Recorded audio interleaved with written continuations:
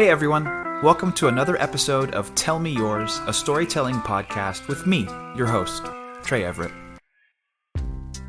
Hello, and welcome to another episode of Tell Me Yours, a storytelling podcast with me, your host, Trey Everett. So excited for my guest today. She is a teacher, she is a singer-songwriter, but most importantly, she is one of the most incredible contemporary jazz artists you will ever listen to. Caity Gyorgy is on the pod today. She's here with a wonderful story about how she was discovered, and we have a great chat about what's in store for her. Without further ado, please welcome Caity Gyorgy.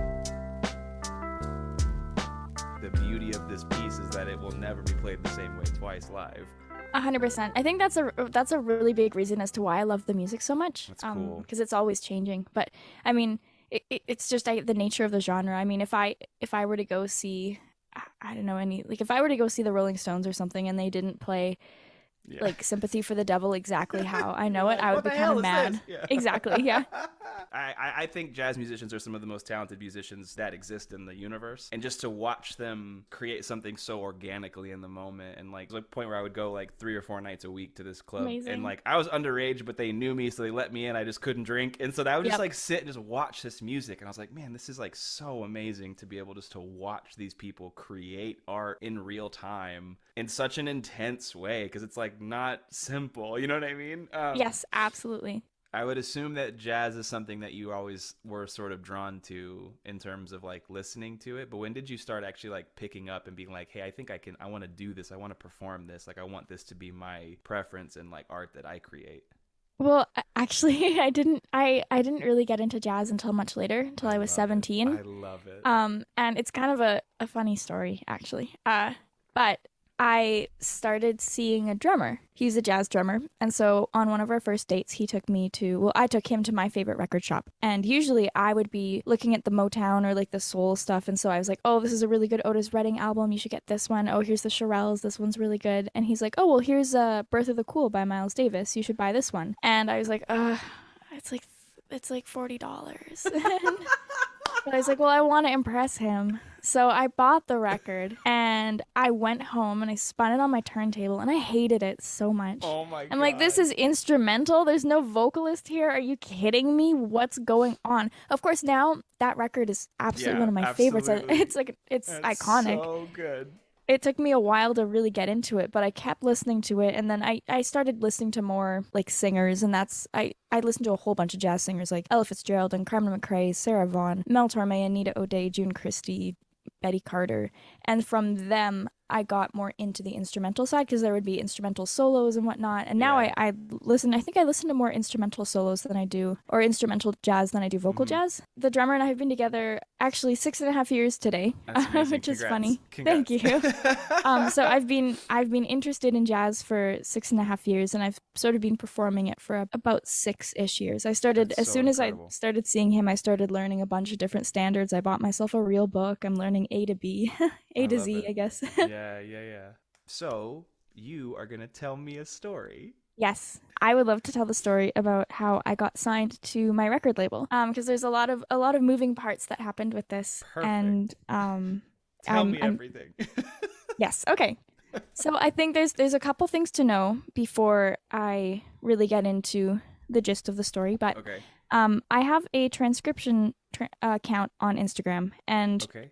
on this account, I post transcription videos of me singing instrumental jazz solos. I usually can transcribe a solo in about an hour and a half, and what I mean by that is I'll just listen to it over and over, and I write everything down on manuscript paper with a pencil, and then I learn the solo as I go, and, I'll write down a line that I hear, I'll listen to it, I'll sing it back, I'll write it down, I go back to the beginning, I'll listen to what I have, I sing the next part, write it down, go back to the beginning, and I do that until the entire solo is complete. Oh my gosh, I love it. So that account is very important, a very important part of the story. And I also have to mention that in January of last year, I released my first album by myself independently. Cool. And I am very passionate about sort of marketing music and making sure that it's getting to the right places. And, I released it by myself. It was a lot of work, but I made sure to do lots of singles because, of course, that's the way that the world is working right now. Yeah, for sure.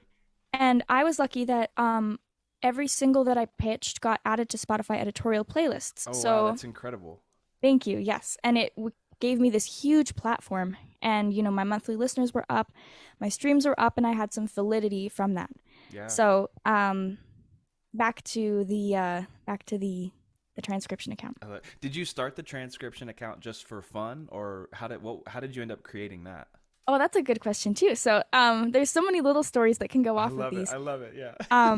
I started the transcription account in May of 2018. Okay. The account is called Lift a Day, and initially I had started music college in September 2016, and I had never transcribed anything before. And I have good ears. I'm very blessed to have good ears. And because of these ears, I was put into a second-year ear training course. I surpassed the first-year course, which seems like a really cool thing, except for the fact that I had absolutely no jazz theory knowledge whatsoever.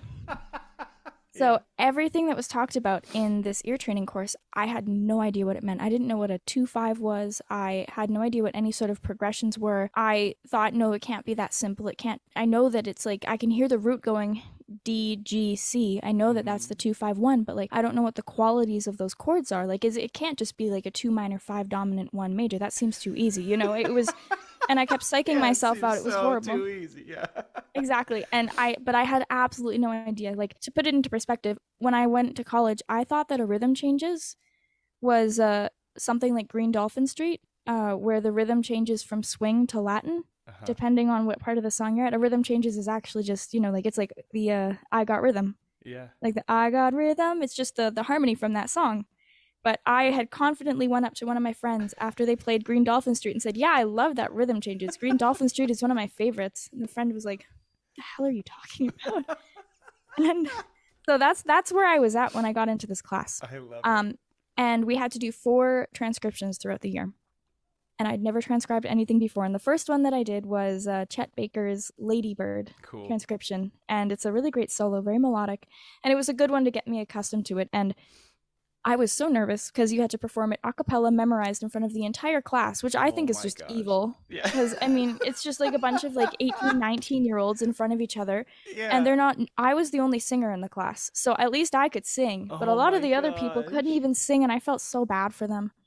But this whole transcription thing, I didn't know what was going on, to be honest. And I was not the best at rhythm quite yet. So what I did was, okay, I'm like, the rhythm is the hardest part for me. So I'm just going to write down all of the rhythms without the notes beforehand. So I filled up my manuscript paper with a bunch of just like the B, just a B, and like eighth notes and half notes and quarter notes all on the B, just the middle of the treble staff.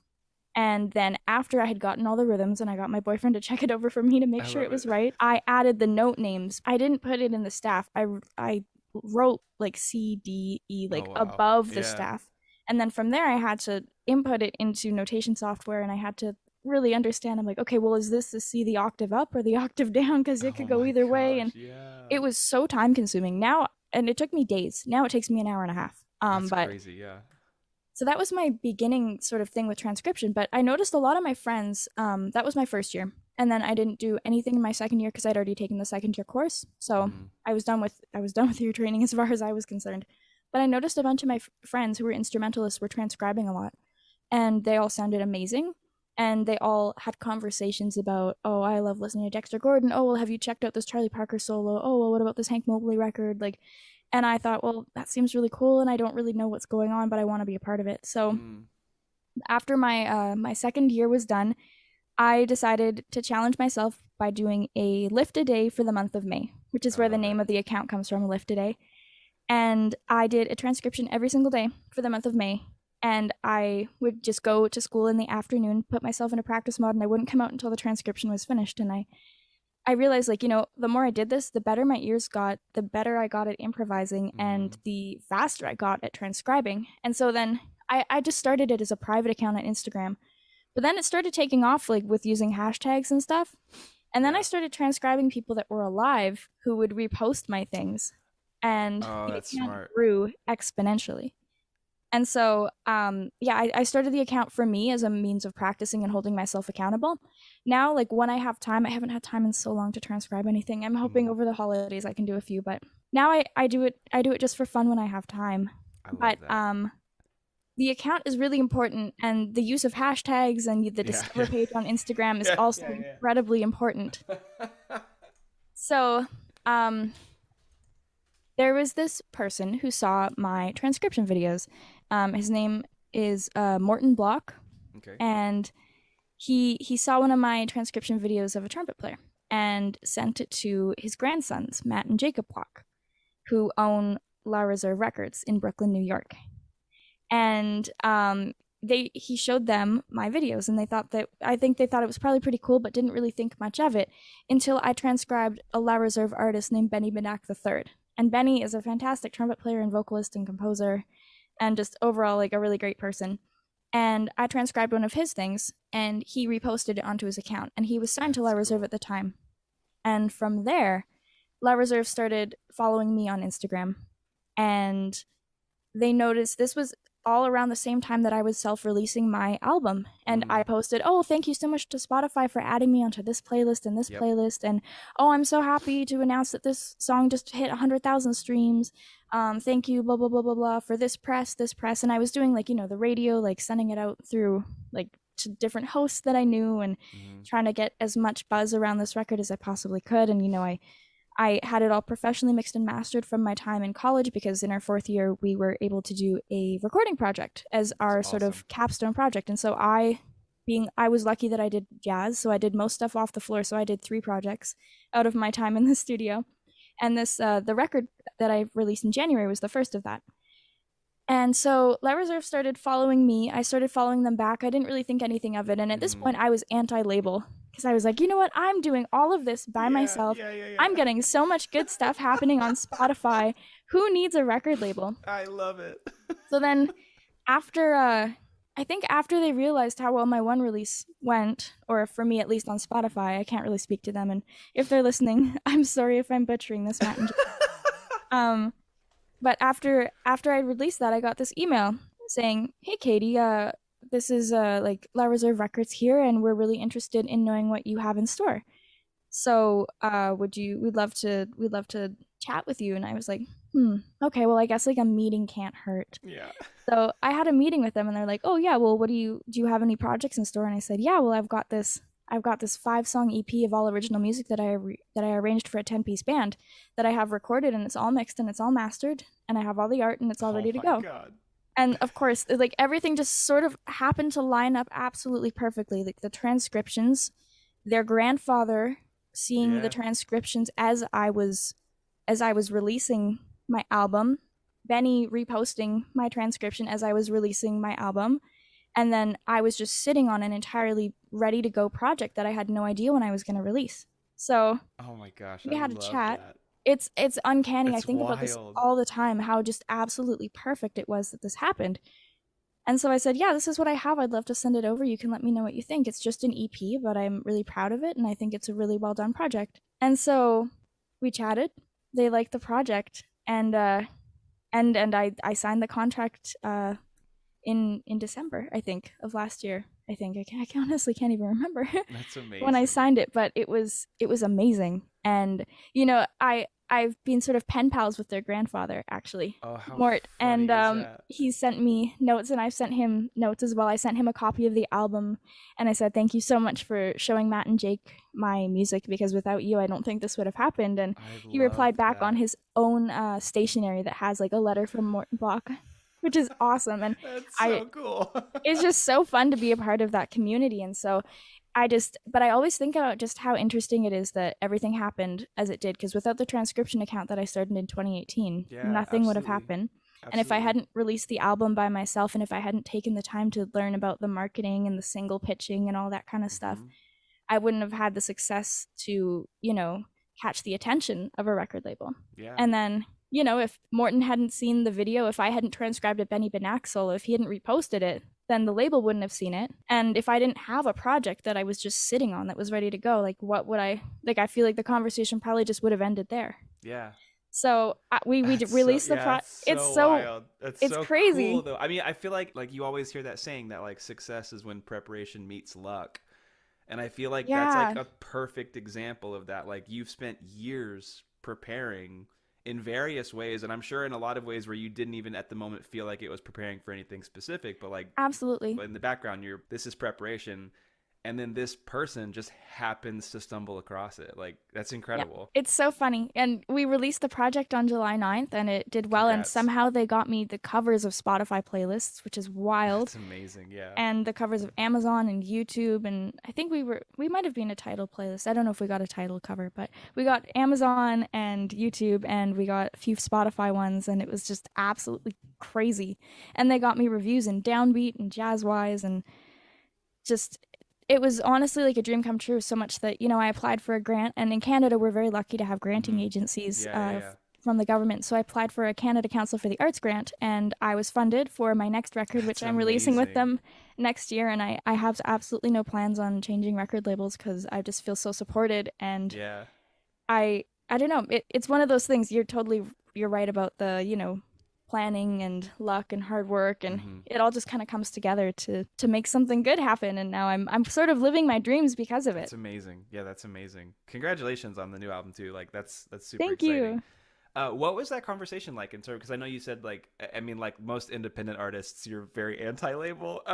What was there, like a specific something that just kind of changed your perspective on what that relationship could look like, or what was that process like? I think that I had this misconception that labels would own everything, and my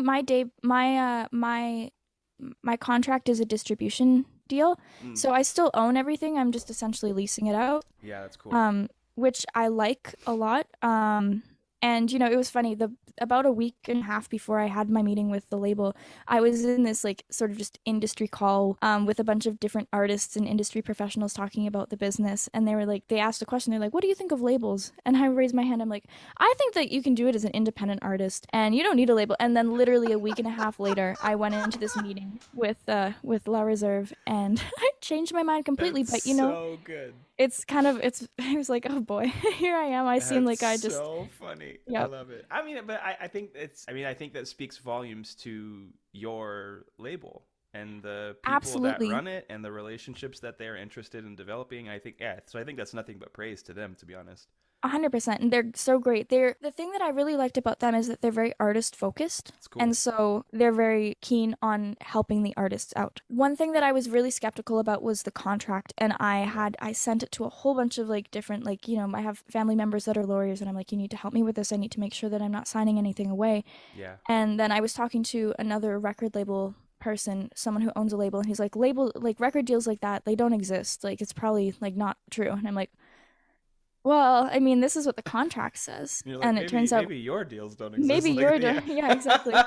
So that was really interesting. But I thought, well, I mean, this seems pretty amazing. They're going to try and get me sync opportunities to like sync my music up for movies and TV, which is really cool. And that's not something that I know how to do myself. And they have all these connections. I kept saying, well, what kind of connections do you have? I know that I've done a lot of really good things on Spotify myself, and it doesn't really seem like I need help on the Spotify front. Like, what can you do on the other aspects? And they said, well, we've been getting playlists with Amazon and Tidal and Deezer and YouTube Music and Apple Music and stuff, and we think that we can do that with yours. We think your project is going to be really great. We've listened to it, and I think I realized they're really supportive of the music, and they like the music, and they said, okay, we really like this one, and they were like kind of singling out like specific songs, and I thought that was really interesting, because I thought it seems like they actually like believe in the music, and they're not, the contract is very much in favor of the artist, and it's very generous towards the artist, especially considering the work that they do. And so I thought, it seems like based on the people that are already on the label and the work that these guys have done, I think this seems like a good thing. And of course, I just released my record independently, and I got a bit of press, but I didn't get a whole bunch of press. And then I was seeing the other artists on the labels getting really cool reviews and features and stuff. Yeah. And then I guess a big thing is that there are other artists on the label that are so interesting and that I really look up to, and that are really, like celebrities to me, like in the jazz world. And I thought, well, I mean, to be associated with that label and those artists is like, that's invaluable. Like, that is extremely important, especially at this point in my career. Like it's I think it's kind of necessary. I love that. So you know, and I just, they are so supportive, and they were just extremely, extremely interested in the music itself and myself as an artist and developing me as an artist. And so, I mean, now we're working on releasing the next one. And last week we had a whole meeting. They're like, okay, Caity, we got to figure out ways that we're going to market this, different ways that we can like do social media campaigns, or that we can maybe pair you up with some brands. Or when you're visiting New York, we're going to take lots of photos, and then we'll have lots of content to post on our page. And they're the ones who actually got me on TikTok. And they said, Caity, you need to be on TikTok. You need to be posting all this stuff. And, you know, just post once a day and post it at like 9 p.m. and then just see what happens. And then somehow one of my videos just went completely viral, and that helped with the Spotify. And so I know from my weekly meetings with these people that it's just like it's a very supportive environment. I'm very happy where I am. And it's kind of interesting because it's still independent. Like For sure. I still own it. It's not like I'm signed and they're recording it for me and owning everything. And I don't really like that, because I think artists should be in control of all their music at all times. Yeah. I think that's, I don't know. Unless I'm doing an album of standards where I would have to pay for the royalties anyways, I don't want other people owning my own music, you know? 100%. Yeah. I'm working with an indie publisher, and that like was kind of the same situation with me, where it's like, hey, I have the ability and resources to put this out by myself, savvy enough on social media where I can market this myself, and like I'll see sales. And I was like, so like how will I just kind of putting it plainly, like, hey, how will I benefit from partnering with you? That's exactly what I said. And they were like, hey, we believe you, and that's how we think we think you still should do all of those things, because it will help you see success. Here's the stuff that we have access to that we know that you don't. And that's exactly how it went down for me. Yeah, 100%. And so I think there's something really cool about still, because like you said, it is still indie. Like I'm still an indie author. Like I'm not with like a huge publishing company, but I kind of prefer it that way, because I still, even not only just in terms of like the logistical ownership of my art, but like even just like the ownership of the creative process. And like they don't tell me what to do. They don't tell me what to write. They don't tell me what to edit. Like I am in control of my work, and then they're helping me just get it so that I can continue to do that. And I think that's such an important part for any sort of, you know, publisher or label, is Absolutely. that, you know, they trust you as the artist, as the writer, to make a very good product. And they know that based on your previous work and your personality and your work ethic, that it's going to be a good product. And that just gives you all the creative control. And just, I think that trust is one of the most important things. And I feel like maybe other labels, when they take control of what music is being put out, you kind of lose that trust, and then you lose some of the artistic value of the projects. Yeah. Or even just like the excitement of like being the artist wanting to continue to create. Like sometimes I feel like if you get kind of continuously put in that rut, you kind of like lose the zest for what you're doing. And you're like, I don't really feel like doing this anymore. Like I'm so 100%. burned out on it. But when you have a group like that, like your record label, who are like, hey, no, we want to support you as an artist because we believe in you as an artist and we love your art. It kind of like allows you to keep that process exciting and energetic, and allows you to want to continue to do it, I think. Yes, 100%. Yeah, it's just nice to be supported, I think. You know, I feel like as independent artists, we're usually our own, like, our sole cheerleader. And, you know, like, we're advocating for ourselves all the time. So then to have other people who, like, truly and honestly believe in the music and believe in it enough to advocate for it, and push it to other people to listen to and encourage its growth, I think that's just one of the best feelings in the world. That's so cool. I'm so excited for you, and I'm so happy for you. And I like I said, like I've absolutely fallen in love with your music. I think it's brilliant. And I was listening to it earlier today. I'll continue listening to it after we chat. Thank you. So what is next on the docket for you? Like, what do you have anything exciting coming up? What are you going to be working on next? Yeah. Well, my next one is currently being mixed. Cool. And well, that's another story. That's more of a horror story. But just another testament to how incredible the label was. I sort of had an unfortunate situation with one of the engineers that I was working with, and just things were not going well. Things were over a month late, and it was just getting extremely stressful, and I had to find somebody else to complete the project. But the label was so incredibly supportive on this. And I feel like, as like a young person in the industry, I can always think like, oh, this is my fault. Like, how did I let this happen? Even though in this case it wasn't. But the label was so supportive. And they're like, Caity, no, this isn't your fault. We're going to fix this. It's going to be great. The timeline is flexible. Like we might not be able to do everything anymore, but it's still going to be just as good. And, having that support was awesome. So, that's great. My next album is being mixed by a really, really fantastic engineer named Singu Han, and he's out of Montreal. I'm working on the art for it. I love to do, like design the art and stuff. I actually hired an artist though this time to make the art sort of look like a Blue Note cover or something like that. Something very vintage. So it's still kind of like my songwriting, like sort of vintage but modern at the same time. Yeah. Other than that, I'll be playing shows around Canada. I'm actually teaching an advanced ear training course at McGill University starting in January. That's incredible. So I guess everything comes full circle. Absolutely. I go from never taking an ear training class to teaching an advanced jazz ear training class in a university. So I'm really excited about that. Yep. How often do you play live? Is that something that you like really put a priority on, or do you kind of focus more on the kind of the creation beforehand? I absolutely love playing live. I play live as often as I can. It's kind of interesting. I live in Quebec, which is a very French dominated. It's like the French province. And I'm an Anglophone. I'm learning French. But it's not the easiest to get gigs when all you can say is bonsoir tout le monde, je suis très contente d'être ici, je suis Caity Gyorgy, and that's, I have my spiel. I know what to say, but if anybody wants to talk to me at the set break and they're speaking in French, my eyes kind of gloss over, or I look like a deer in headlights. I'm like, oh mon Dieu, désolé. It's not good. So, a lot of my shows are outside of the province of Quebec, La Belle Province, and so that's why I go to Toronto so often, is because I can book gigs there, no problem, and booking gigs in Calgary is no problem, or British Columbia. It's just expensive to travel across Canada. My goodness. Yeah, for sure. But it is something that I place a lot of value on. I am a performer, and I love performing my own repertoire. I love performing standard repertoire, but I have been taking a little. I mean, COVID was obviously pretty difficult. For sure, for everyone, Yeah, I did some live streams. They're okay. It's not like the real thing, though. It's not the same. Yeah, it's not the same. It's just such an energy thing.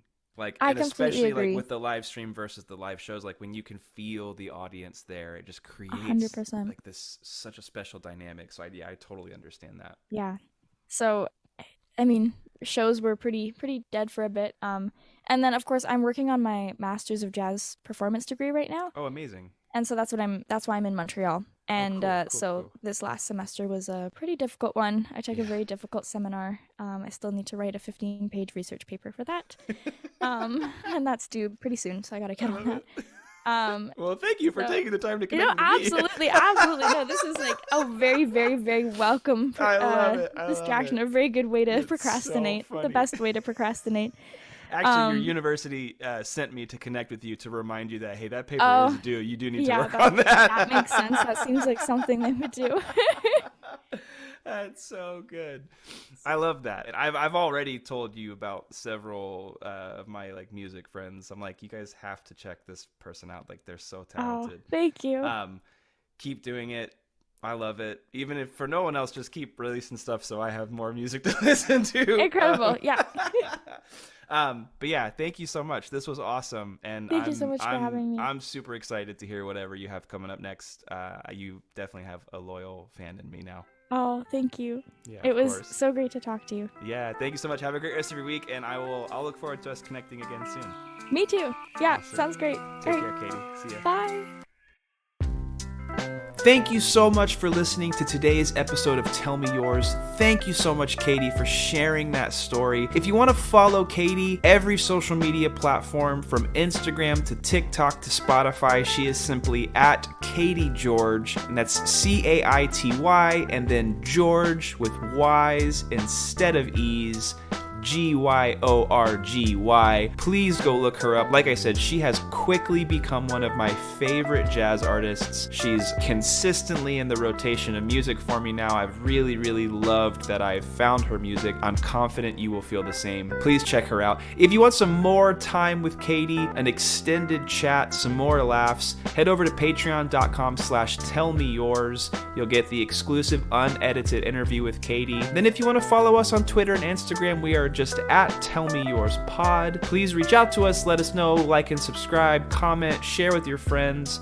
Everything helps. I've really loved recording these and chatting with these incredible people, and I'm super excited to continue to do that. Thank you so much again for listening, and until next week, be kind to each other, and we'll talk soon.